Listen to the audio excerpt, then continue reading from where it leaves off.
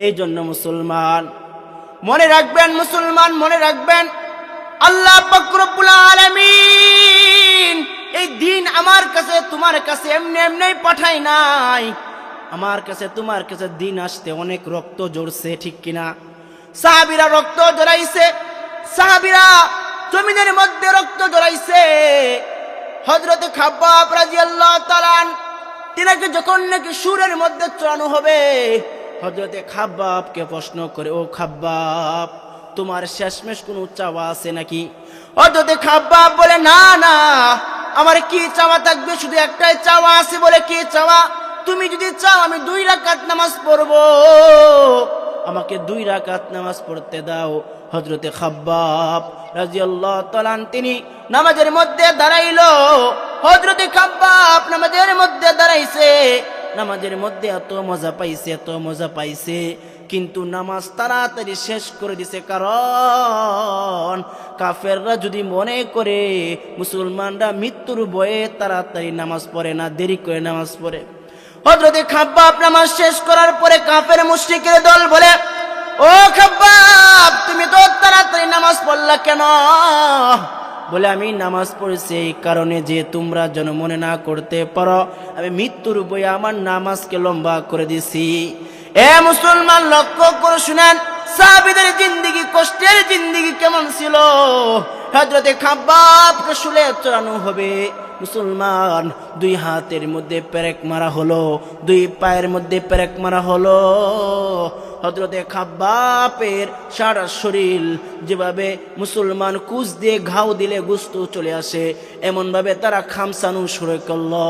হযরত খাব্বাব ডাক দিয়া বলে, ও আল্লাহ, আমার নবীর কাছে আমার এই কষ্টের কাহিনীটা পৌঁছায়া দিও। আল্লাহ, আমি ইসলামের জন্য জীবন দিতেছি। শেষ মুহূর্তে কাফের মুশরিক বেঈমান ডাক দেয়া বলে, এ খাব্বাব, তোমার শেষ একটা সুযোগ দেওয়া হবে। বলে, কি সুযোগ, কি সুযোগ? বলে, খাব্বাব, তুমি শুধু একবার বলো, একবার বলো, তোমার বিনিময়ে কেন মুহাম্মদুর রাসূলুল্লাহ কেনে শুধু একবার বলো, তিনাকে শুলে চড়াবো, তোমাকে মুক্তি দিয়া দিব। তুমি শুধু এই কথাটা মুখে একবার বলো। হযরত খাব্বাব ডাক দিয়া বলেন, এ কাফের মুশরিক বেঈমানের দল, তোমরা যে কথা বলছো এই কথা আরেকবার বলো না। আমি আমার জীবন থাকতে শুলে কেন আমার নবীর গায়ে কেউ থুতু নিক্ষেপ করবে কেন, আমার নবীর গায়ে সাধারণ একটা আঁচড় দিবে, এটা আমি খাব্বাব সহ্য করব না। হযরত খাব্বাব বলে, আমার নবীর গায়ে আঘাত করবে, আমি বেঁচে থাকতে এটা সহ্য করব না। তোমরা আমাকে মারতেছো, আমাকে মেরে ফেলো, কিন্তু আমার নবীর গায়ে আঘাত করবে, এটা আমি কখনো সহ্য করব না। এই জন্য মুসলমান, সাহাবীদের জিন্দেগি ছিল সবচেয়ে কষ্টের জিন্দেগি। সাহাবীরা এই জিন্দেগির মধ্যে আল্লাহ পাকের নবীর সোহবত থেকে তারা কষ্টের জিন্দেগি পালন করে তারপরে তারা ইসলামের পথে আসছে। আর আমরা তো স্বাধীনতা পাইছি, ঠিক কিনা? এ মুসলমান, লক্ষ্য করে শুনেন, তাকায় দেখেন, আল্লাহ নবী সাহাবী হযরত বেলাল, যার নাম শুনে না এমন কেউ নাই, সবচেয়ে কালো মানুষ, কিন্তু বান্দা ঈমানের বড় দাম। আল্লাহ পাকের কাছে সুন্দর মানুষের দাম নাই, আছে কি? আল্লাহ পাকের কাছে শিক্ষিত মানুষের দাম নাই, আল্লাহ পাকের কাছে ঈমানওয়ালা মানুষ বড় দামি। এ মুসলমান, তাকা দেখেন, হযরতে বেলাল, কালো বেলাল, গোলামের গোরের গোলাম, কিন্তু যখন নাকি বান্দা ইসলাম ধর্ম গ্রহণ করছে, উমাইয়া এত আঘাত করছে, উমাইয়া যখন নাকি শুনতে পারল, তার মনিব যখন নাকি শুনতে পারল মুসলমান বেলাল ইসলাম ধর্ম গ্রহণ করছে, সাথে সাথে বেলালকে বলে, বেলাল, তুমি ইসলাম ধর্ম ছেড়ে দাও। এ বেলাল, নয়তো তোমার উপরে অত্যাচার জুলুম করা হবে। বেলাল বলে, না না না, আমার জীবন যাবে, কিন্তু আমি ইসলাম ধর্ম ছাড়ব না। জোরে সুরে বলেন সুবহানাল্লাহ। এ মুসলমান, আওয়াজে বলেন সুবহানাল্লাহ। এ মুসলমান, সাহাবাদের ঈমান কেমন ঈমান ছিল? আজকে আমার তোমার ঈমান 2 টাকার চার কাছে বিক্রি হয়, আমার তোমার ঈমান নেতার পিছনে বিক্রি হয় কিনা? আমার তোমার ঈমান বুড়ের কাছে বিক্রি হয়ে যায়, এক বুট 10 জনের কাছে বিক্রি করে দেয়, ঠিক কিনা? আসেনি? কথা কয় না, আসেনি? আসে না? আমার ইমান এত দুর্বল ইমান, কষ্টের জিন্দেগি তো পরের কথা, আমার ইমান তোমার ইমান 2 টাকার 4 কাছে বিক্রি হয়ে যায়। এ মুসলমান, হযরতে বেলাল কে বলল, বেলাল ধর্ম ছেড়ে দাও। বেলাল বলে না না, ইসলাম ধর্ম ছাড়বো না।